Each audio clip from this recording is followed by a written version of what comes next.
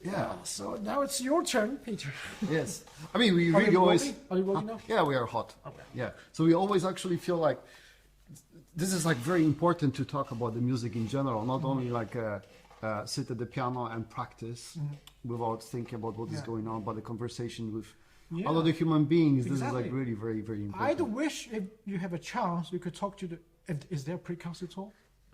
Actually, we are thinking about having this kind of event as well. And also after the concert, we would love to meet with the fans. We would love to meet with the students, with the young ones, and all the ones, of course. I think it's very important to really share music as much as possible with people, but it's not only the notes. It's about bringing the atmosphere, bringing the culture, sharing the thoughts, sharing the ideas, emotions, and just having conversation with another human being. I think this is what comes down to. In music in general. Yeah. So Peter, you are going to give a recital on March 22nd in Shanghai, playing Chopin. Yes. Your compatriot. You are Polish? Yes, that's right. Yeah. That's right. I was born and raised in Poland. I come from the very small village in Poland, but actually very old one, 1,000 years old village. Which is called? Skalbmierz. It's a very small village. Is it far from Warsaw? Yes, it's a southern part of Poland. It's in the Little Poland, closer to Krakow, which was the ancient capital of Poland. So in this village, there was a lot of things going on in my life. I had a fantastic childhood, fantastic parents. They were always supportive, even though we had hard times financially, because at that time we were still under communistic regime of Russia. And we didn't have much chance of development, so everybody was pretty much poor. And my parents, of course, like everybody else pretty much, very poor in the village.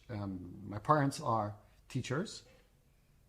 My dad is a teacher of music in the primary school, non-professional at all, meaning like it's not a professional music school, it's a normal general school with some music classes. So that's what my dad was teaching.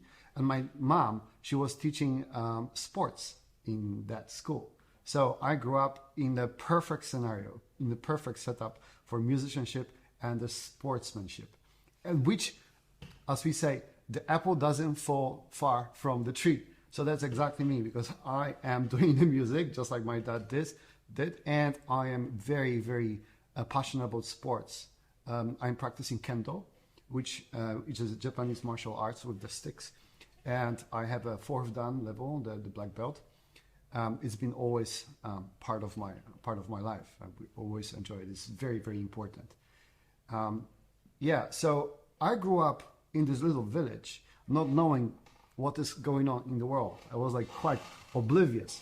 And my father, he was teaching me all that he could in terms of music. I remember that I learned writing notes. I learned all the notes before I could not speak, of course, but before I could read. So the first thing I learned was actually the music notation, and then actually was the alphabet and so on. Yes, and I developed or realized that I have the perfect pitch very, very early in my childhood, when my dad was putting some machine on and has a certain vibration. Oh, it's a D flat. It's like my dad said, oh, wait a second. How did you know? It's like, is it? So he started turning on different machines in the household, in the kitchen. Here's this. I said, this one. I said, okay. But my dad, even though he's absolutely great guy, he's a fantastic person, and he's an organist in a church. He had some knowledge about music, but he's not a professional musician, so to speak. He doesn't have skills in terms of like technical abilities and so on. But he was teaching me everything that he could. And of course, we started with Bach, which was one of his things. So very early, I don't remember, like 4 or 5 years old, I had games with my father, which was basically ear training, which I learned later on. But that time I didn't know. For me, it was a game. So my dad, of course, would play some kind of melody, and I have to write it down. And I was like, yeah, give me more difficult. And so my dad is giving them more chromatic stuff and so on. Let's bring on other voices. Let's do the counterpoint. Only when I was in high school later on, I figured out actually having 4 voices and writing other counterpoint, that is actually difficult. I did not know that, because for me, it was a natural part of the language.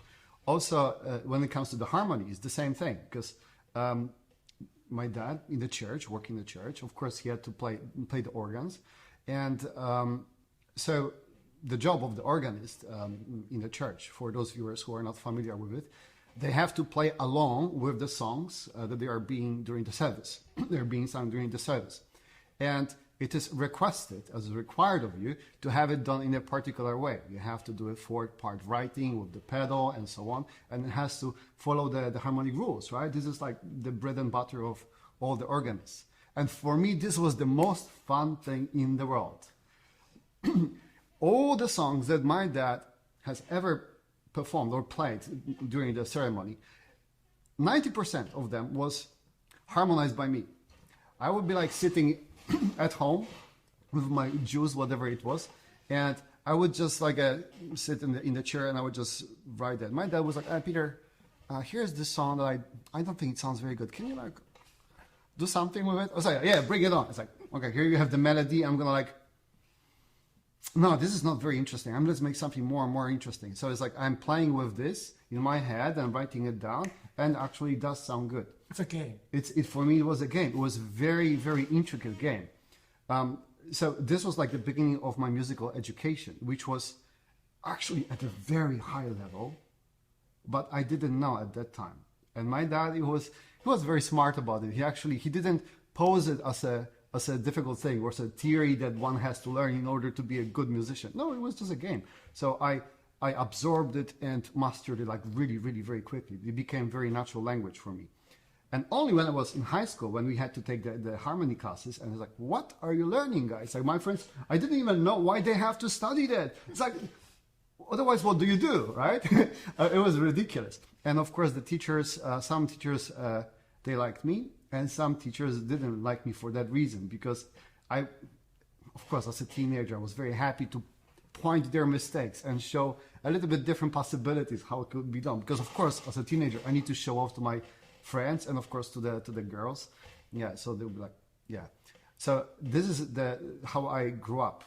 And of course, in the same time, I was doing sports. I was playing all there is, the soccer, the basketball, volleyball, whatever it was there. So in fact, my childhood was absolutely fantastic. But because I was in a small village, of course, I did not have a music teacher besides my dad. So also my dad was not sure what to do with this guy, because my parents also come from the poor families as well. They don't know about the big education in the world. At least they didn't know at that time. So they didn't know what to do with their boy. And I remember exactly one evening when my dad was having a chat with his friend. And they had some little drinking and they're just talking like usually in the evening. And his friend was asking, hey, so finally, what are you going to do with your boy, with Peter? He's already 13 years old. Are you going to send him to music school or something? And my dad is like, yeah, actually, this would be a good idea, you know? Like, which school? Like, we don't have here. It's like, in Krakow, huh? It's like, okay, yeah, but I don't know anybody. And he says, like, I know someone that knows some kind of teacher over there. Maybe he can give you a lesson, right? So my dad's like, okay, maybe we should do something about that. So he the next day, he's talking to me about it. And Peter, how about we go visit this professor? Let's see what he says. And I'm like, sure, let's do that. I was like, all of a sudden, like the possibility of becoming a professional musician just opened in my imagination. I really loved that idea. I was really excited. Because that time also I didn't know what to do with the stuff that I'm doing. It was just like having a good childhood. So anyway, so I've practiced a little bit more than usually. Then I would go with my dad to that teacher. And it was absolutely devastating. It was one of the most important moments in my life, because teacher said, obviously now I know from the perspective of time, it was maybe not the most friendly way, let's say, but it was the truth. It's like, Peter, basically to my parent, you need to think about different profession. You need to think what you want to do with life, but this is already for you too late to become a professional pianist. You have no skills. Okay, he didn't even check my harmony and theory, this kind of things, which is irrelevant, let's say, to most of the pianists, unfortunately. So he cared about whether I can play. And of course, I have all the noodly fingers. I have no technique whatsoever. I'm running through some kind of pieces. And he didn't want to take me at all as a student. And he was honestly saying that you should just do something that you really enjoy, but something else, because this is already too late for you. It's a closed door. And I was like devastated. And then that time he's like, I feel so sorry about this boy, of course. But you know what? I know a teacher that maybe she is going to help you. And he's taking the old school phone, right? He still has to ring the numbers. And he's giving her a phone call. And this lady didn't pick up the phone. And he's like, okay, so this week, try to do this, and come next week, let's see. I'm like, yes, I got a chance. I will show you. I'm gonna work it out. So he told me to do this, and that. Very, very basic. We went back to moving fingers one by one, like very, very basic stuff that nobody right now even wants to do that. And I just told myself I am going to do it like 100%, not even just a little bit. All I'm gonna do is exactly that, what he told me. The next week I'm coming in over there, and my teacher. Then I learned that actually he's a professor at the Krakow Academy of Music, Andrzej Pikul, and I have studied with him after that for the following 9 years. So I was a very lucky person in a way, even though I had a bumpy start. Mm-hmm. But this was the start that gave me a lot of kick, because it ignited my will to work very hard. It set me very straight exactly where I am at, and which is far behind most of the kids. It's impossible to be a professional pianist from 13 years old. This is like a common understanding, let's say. Is it the prestigious music academy in Poland? The Yeah. This is one of the oldest. It's one of the three very prestigious one. Of course, the first one being the Warsaw Academy of Music, Chopin Academy of Music. Then you have Krakow. Then you have one in Poznan. You have one in Katowice. There are actually many really great conservatories, but Krakow is it's a solid school. Let's say it's very conservative, very particular, just like the entire city. So I had to catch up super fast with that, and within half a year, I trained myself like a wild person. All the things I could do is practice in the morning, even abandon some school stuff that I thought it's not necessary, abandon my homeworks and just practice for the next lesson and for the next lesson to improve more and more. So after half a year, we decided, finally it's time to go to high school, right? So we applied for half a year later for Chopin High School of Music in Krakow. And my progress, because of my passion and my willingness to work, it was such that I took exam in the first place. I was in the first ranking student over there already by then. And from then, I had already like a different part of, let's say, development, which was also very interesting. Yeah, but the beginning in Poland, they were definitely very, very special. And then in the high school, I was still studying with a teacher. Then I went to the Academy of Music, also following that teacher. So it was all about one professor that was leading me, that had helped me tremendously in many regards. Then my Poland time was over, so to speak, because I went to Juilliard School of Music. In New York? In New York, yes, that's right. So that was also another super tough time of my life, but in a very good way, because, obviously my financial situation wouldn't have changed, right? It's the same family, the same sources. It's just life is a little bit better. So there is no way I could study in New York at all. There's nobody to help me financially. Scholarship? Unless I get a scholarship. And not any scholarship. This has to be 100% full scholarship. And to chance of getting that, it was, let's say it was inspiring. In a way, it's like, I have to do it. There's no other way. Otherwise, I'm out. So that's exactly what happened. So I got a full scholarship, and I studied at Juilliard School of Music with Jerome Lowenthal, which is absolutely fantastic.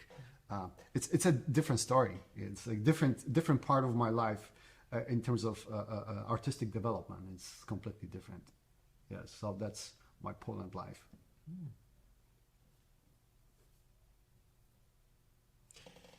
And you're playing Chopin this time. Yes. Yeah, you're Poland. Chopin's Poland. How do you see you're connected with Chopin? Okay, that's actually a very interesting question, and it's not that obvious. The thing is, like, most of the people would think, naturally, this is a very natural thing to think, that me being from Poland, naturally I'm going to play Chopin very well. Not necessarily.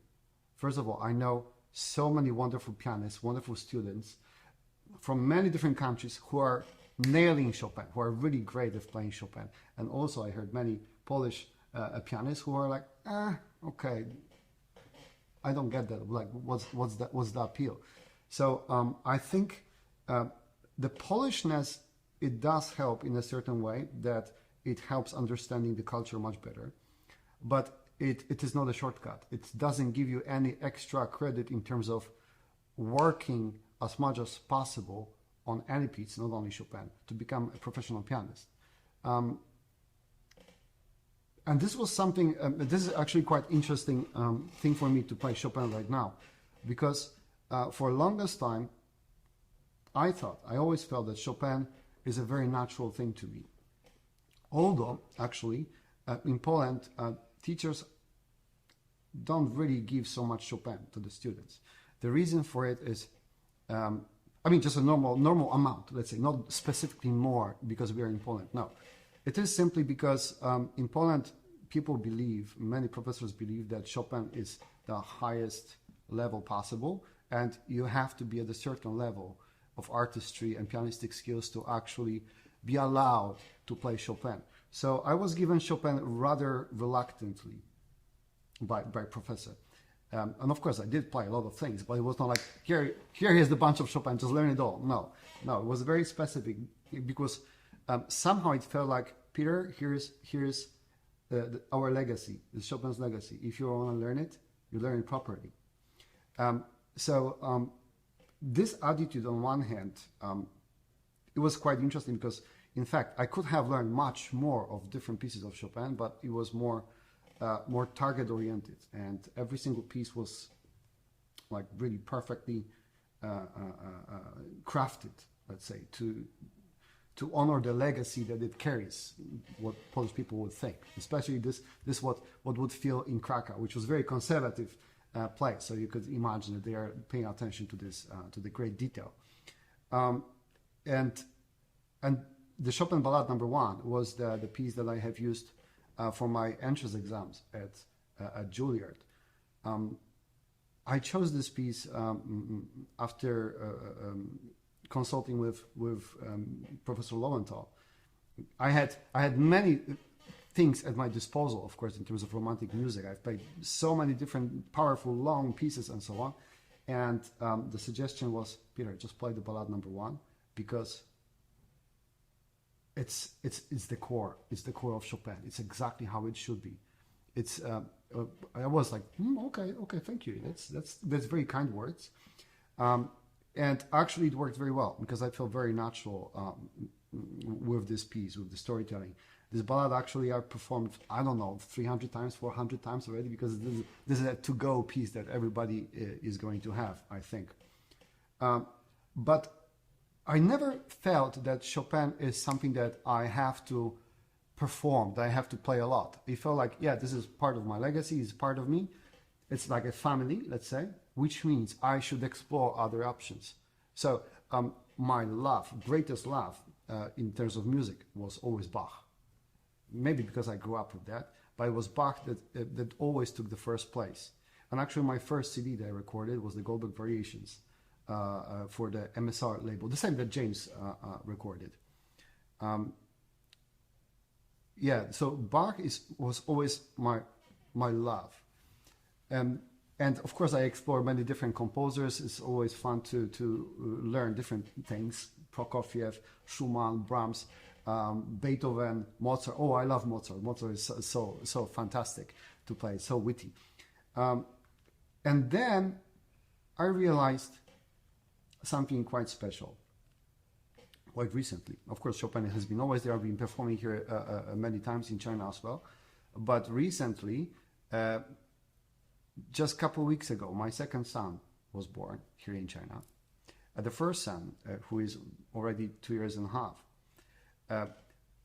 their appearance in this world actually tremendously influenced my life. Not only in terms of like logistics, and now you're a dad and you have the kids, but taking care of the kids and seeing the development of the kid changed the way I think about Chopin completely. And how?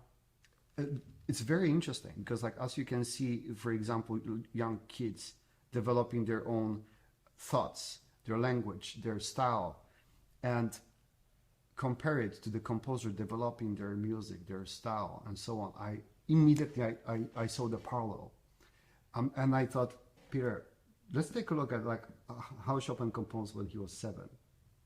So I went back to the very early pieces of Chopin just for fun.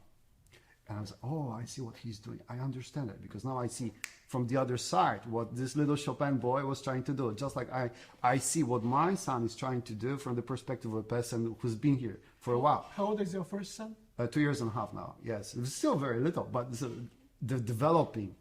So I somehow had this weird feeling of treating Chopin like my own son. That I never thought of it. It's just appeared in my head. And then I'm like, I just flipped through most of the books, according to chronology, let's say. And there was one particular evening, and I realized, wow, his life, his journey is absolutely fantastic. It's amazing. I can see how he develops. I understand from the other side, because now I'm the dad. I don't know how it makes sense, but somehow it does. And so then I realized, Peter, you have to go back to Chopin. You have to go back to Chopin, not for playing particular pieces, but actually to understand the whole journey of Chopin himself, to understand his progress, to understand his struggles, everything. And I decided, and I thought that time, then I should really play all of the pieces. Not only play the pieces, not only record it, but actually talk about them with audience, discover, together have some kind of a discussion on what was going on historically at that certain point in time. For example, when he was writing his La Ci darem la mano variations, for example, which launched him to the big scene, and Schumann's famous stance, "Heads off," the genius. You mean all the pieces? Yes. All the pieces? All of them. Everything? Yes. Everything that we have discovered, and it's available to us. Let's say many things are actually lost. That's a lot. Yes. So I decided I'm going to go on this journey, and I created a project which I call All of Chopin, Piano Legacy. This project is going to take a long time, of course. I don't need to finish it in a particular time. This is more like an approach to his music, more than the project has to be finished in the deadline of 1 year. How many pieces are there in the whole catalog? Oh, I haven't counted those. Must be hundreds. Yeah, must be hundreds. Really a lot. It's going to be about 13, 14 discs worth of CDs. It's really lots of music. It's really, really tremendous amount of information to pass through, because it's not only piano pieces, piano solo, but it's chamber music as well. He wrote the cello sonata. He wrote trios. And the songs, there are very particular things that one has to know about Chopin's musical language to play the legato cantabile really well. His obsession with Bellini, obsession with singing, which is very much related to his personal life. So it's like once you start realizing all those elements, then there's no other option. You just have to learn all of Chopin, including his life, including his contemporaries, understanding where he was placing himself at particular time. What was his opinion about Liszt, for example, at given time, because it changed over time as well. So the idea of having this project just popped out in my head. And this is a work in progress. I'm asking you because I think if I remember correctly, there was just a new piece discovered by Chopin, which was premiered in New York. Yes. Just 2 months ago. Yes, that's right.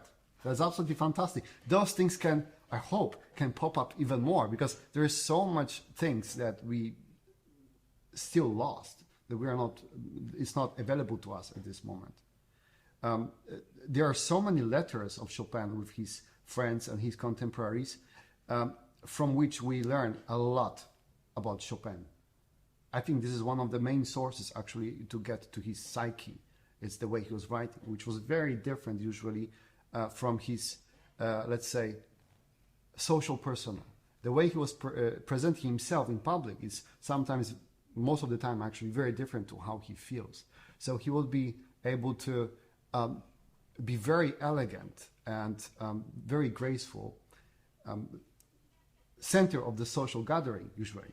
And in the same time, there are so many things happening in his head, and he's judging everybody, and he really likes that, and he likes to share his impression of someone with other people, which right now we wouldn't call a nice thing to do, but that's the thing that he really enjoyed, and he was not choosy with the words.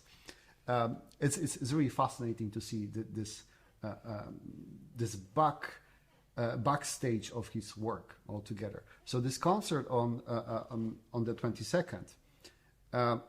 It's not yet the start of the project, so to speak. It's more like a launch pad to that.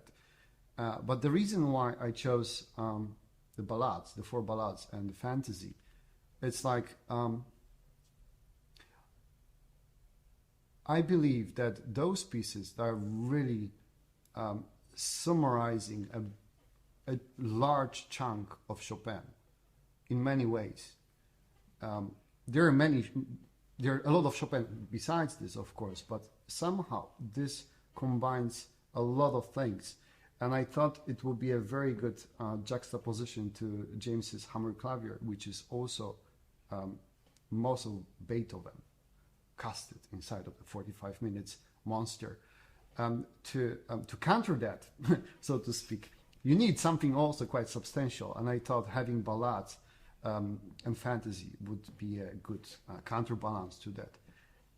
Chopin was really obsessed with storytelling. He really enjoyed jokes and mimicking everybody. He was really good at that.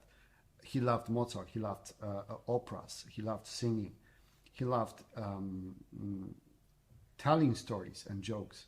He lived in a society, in the Polish society, which was at that time saturated with heroes. The idea of hero was absolutely at the core of everything that was happening over there.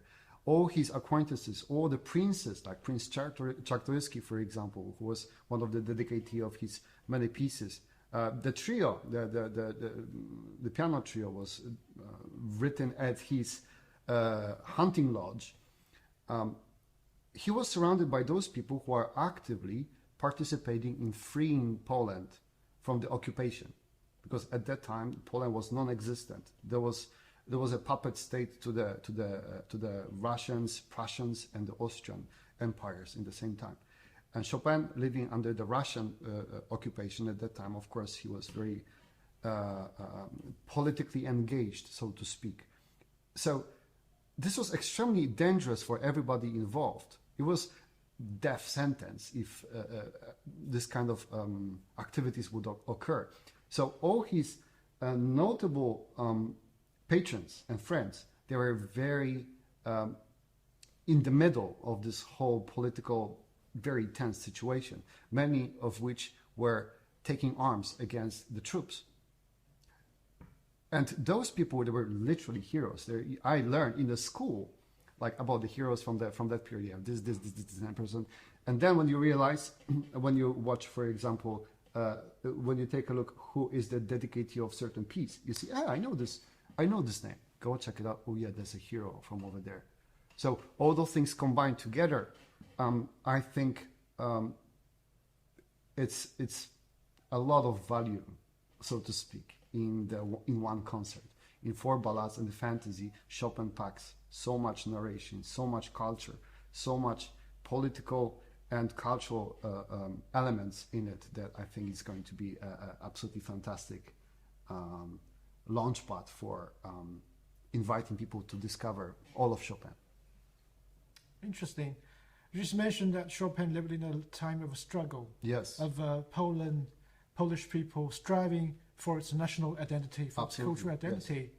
It seems like the history has repeated itself. I'm talking about what's happening now. I mean, the whole European Union is facing foreign aggression, living in the shadow of the shadows of a war. Yes. I mean, what's happening alongside the borders of Eastern European countries. So as a Polish people, Poland impressed me as against Russian. Well, China is pro-Russian.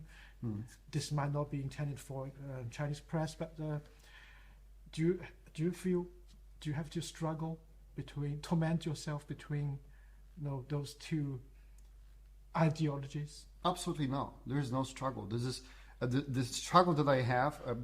It's not even comparable to the real struggle that people have at that moment, right now, in the certain places in the world, or what Chopin had during his life. First of all, I believe that Poland. I know it's not only I believe, but Poland has been always on the border of many different cultural clashes. Not only Russia, of course. Russia has been with us for a long time. We have been between Germany, Russia, and then Ottoman Empire on the south, and the Swedes from the top. And Poland was always this piece on the chessboard that everybody needs to get in order to get to another part. So it's like a part between. So this is nothing new for us. This has been for thousands of years. This is like our identity as a culture. It's all about making yourself strong in the place of, in the moment of hurricanes. And this is absolutely incredible what happened in Poland after the partition, which was happening before Chopin's life. Chopin was born into already non-existent Poland. After 125 years of non-existing, so you can imagine how many generations of people have passed only during the First World War. After in 1918, we have created back our Poland, our country, our state, which was independent from everybody else. This is absolutely incredible. This shows that the spirit of peoples, the culture, the language, the beliefs are going to be passed on through generations, and it's extremely important to pass those things to your younger generations, obviously, to maintain the identity.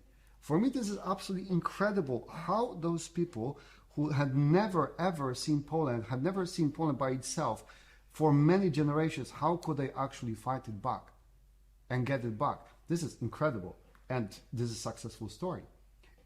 Yet another very important thing is the language. The language has been preserved. Polish. Yes. Not only preserved, but it thrives. In Chopin's time, it was exactly the same situation. In Poland, Chopin was bilingual. He was French. Yeah, he was French and Polish in the same time. He was speaking in French with his father, even though actually his father is absolutely fascinating person. Many people forget about or don't know about Chopin's parents. So his dad, I think, was quite a remarkable person, because first of all, at age of 15 or 16, I don't remember quite well, he decided to move from France to Poland at that early age, because at that time in France, he was working for a Polish aristocracy who lived there, and they decided to go back to Poland at the time of turmoil, because at that time there was problems in Poland, right? So this guy, Mikołaj Chopin, or Nikolai, he decided, you know what? I'm gonna go right there into the country that has troubles. Exactly there. I'm going to start my life. I'm going to abandon France. I'm going to learn the language. This takes huge amount of courage. Of course, he was not going blindly. Of course, he had a lot of friends, he had a lot of support, and so on. But the fact of moving to a different country at the time of turmoil, that takes a special person to do that. And you moved to China also. Yes, of course, I do see some parallels. But again, So you see, my son and Chopin, little Chopin, I see the parallels all the time. I mean, since then, like many people, many things click together. So Mikołaj Chopin went to Poland, right? And then he has little boy, Chopin, growing. And he doesn't know what's going to happen to this boy, right? He gives him as much as possible, the best education possible. In order to support the family, he creates the school and creates the boarding school for all the people who are of substantial needs and so on. So Chopin can grow up in the best possible houses. And his education is unparalleled. It's absolutely fantastic. He's such a well-educated little kid. And obviously, I want to do the same here for my sons.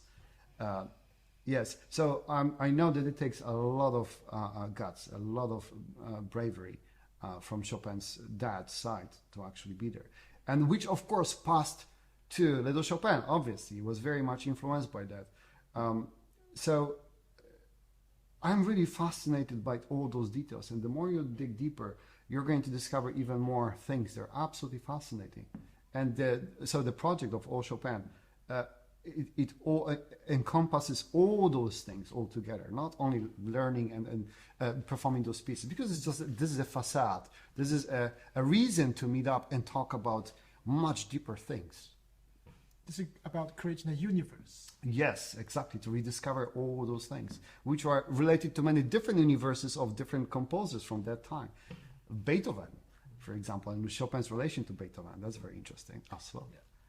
When did it occur to you for the first time that you want to do something like this, to play all, not only play all, but to really embrace all of Chopin's outputs?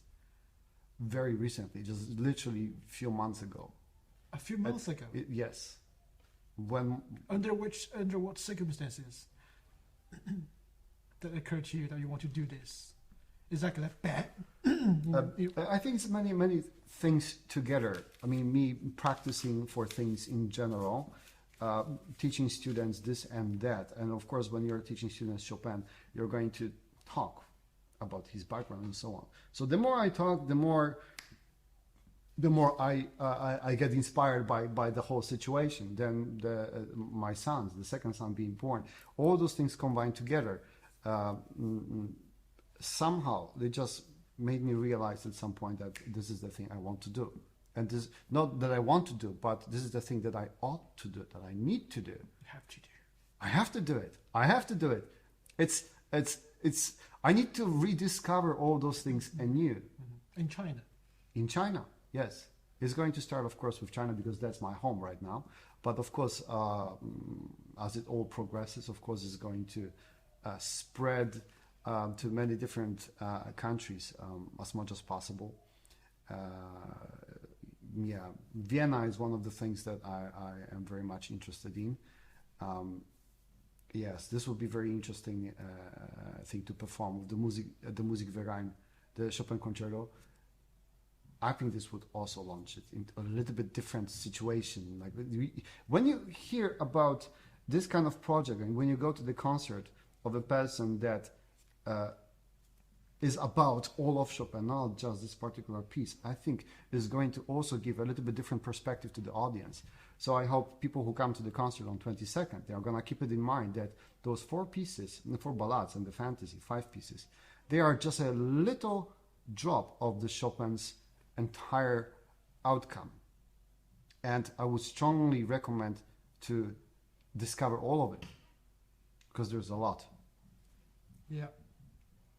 And just mention that you moved to China and you want to start the project from China, of course. Yes. You were going to tour other places, other countries when the project matured. What's your story? I'm curious. What's your story behind China? When did you move to China? I think 14 years ago. Mm-hmm. Yes. So after I've graduated from Juilliard, then I went back to Poland. And there are a lot of personal things involved, but then I decided that I'd rather open my own piano school than work academic life, so to speak. And so that's why I went to China, and together with Jenny Chai, we opened the Frédéric Institute of Music, which is still thriving. Do you want to And start this is your own how it business? started. You want to start your own business? Yeah, so I guess it's parallel to Mikołaj Chopin. I think it somehow it naturally happens, but of course it was not intended in any way. But it's all about the idea of starting, having your own something, your own piece that you control, not being part of the bigger scheme. Of course, this is a dream from the beginning of this journey, but as we know, you're always part of the bigger scheme, the society and so on. So even though you want to create your own style, but you have to place yourself properly. So this is where the wisdom and the experience comes into place. And I think now, at age of 41, I think I'm starting to get. I think I start to understand a little bit more about life in general, and I would like to share that through music and through the project as well. Yeah. And since you moved to China, you started a family here. Yes. Now you have 2 kids. Yes. Now we are talking in Shanghai. How do you like the city where you live and work now? This is my home now. I don't have any. This is the best place to live for me, even though I myself come from the village, right? But I would not be able to live in the countryside. I think I need the bustling energy of big cities. So many possibilities. It goes so fast. So many people to meet. So many people to be inspired by as well. And Shanghai is absolutely perfect city for me. First of all, you can walk everywhere. Even there's a huge city, but at least in Puxi side, this is walkable distance, which is very important for me because I like to take a walk. Then people are absolutely amazing. Everybody is on point. Everybody is always very fast, but always very polite. And it's a melting pot, as we say, of many different cultures. Especially it was evident before the COVID. Then the COVID started, so everything a little bit slowed down. Hopefully now everything is just gonna go back to as it used to be, which I think it's on the right track right now. Mm-hmm. And back to the music of Chopin. Chopin is revered in China. Chopin is really loved, respected by a lot of people. Just as you said, he lived in a time of hero, and Chopin is considered here a hero. Yes. A hero striving for a national identity, cultural identity, independence of a Polish country, which is called Poland. So, as a Polish people, as a Polish, how do you think that Chopin's music is relevant to the Chinese people, to the Chinese audience? I think the relevance of Chopin to people around the world is universal. I think the things that he talks about in his music, the emotions that he pours out on the paper and on the keyboard, this is something that all the people in the world can relate to. Some people, because it's a very vast world, many people can pick certain elements from Chopin's pool of artistry and pick their favorites every time. So, of course, the revolutionary aspects of Chopin's music is there, but it's not all of it. There are many other aspects as well. And I think everybody is going to pick their own favorites, so to speak. I would like to bring it all so people can see. You see? Here we go. We have so many different elements. He was very funny, very witty. Oh, this is just so funny, this guy. And also very somber, also very dramatic, also very deep, very profound, very melancholic as well, but also full of energy. And you don't want to mess with this guy because he is going to write a letter. He's too weak to personally to pose any threat. But because he's very well positioned in the society and he's very, very quick with his words, his influence is tremendous. So people don't mess with Chopin at all. I haven't noticed, I haven't read about any conflict that Chopin will have with anybody, which is very rare. Because most of the composers, they are going to have struggle. They are going to have certain conflicts. I'm not talking about the music critics, because music critics' job is actually to do that. So that's a different thing. And Chopin also understood that. So he also he was criticized quite heavily by certain guys, and he was not having it. Yeah, that's for sure. Yeah. So how is it relevant in China? Okay, let's say that you're going to perform the 4 ballads and fantasy this time. What kind of, if you're going to convey some messages through those 4 pieces, 5 pieces to the audience, what kind of message are you going to convey through the choice of this program? Yes, so actually that's quite complicated question, in fact, because the message here, it's not something that I can put in one sentence. It's more of a feeling. It's more of showing an aspect of Chopin which is a little bit more profound. It's more psychologically nested very, very, very deep. For example, the form of the ballad itself, it's a very profound. So this form of the ballad, actually, it didn't come out of blue. For example, in some of his nocturnes, namely, for example, the F major, one of the early ones, you can see development of Chopin's narration, so to speak. So there are no dances, there are no character pieces. They are just a pure landscape of emotions, let's call it, pure narratives. And then all of a sudden he decides that's a really powerful tool, and I want to expand, for example, B section when I have a little bit more dramatic part, right? So he expands this part, like for example in the Opus 9 number 3, the 3rd nocturne, which is all of a sudden becomes really, really large with a very passionate middle part.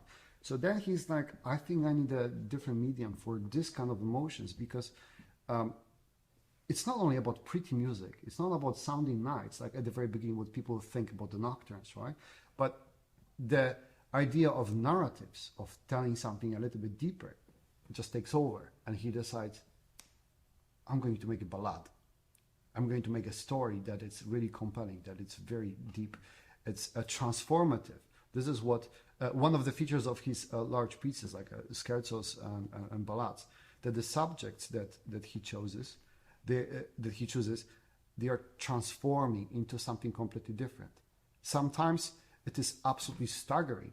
Also, one of the things that is characteristic of ballades is that every single one of them, they have finale, which is not that obvious for other composers. So for example, ballad number 1, it all builds up, you have so many things happening, then the subjects are being stretched to the extreme, they are transformed, and at the end you're going to the final climax with the final battle.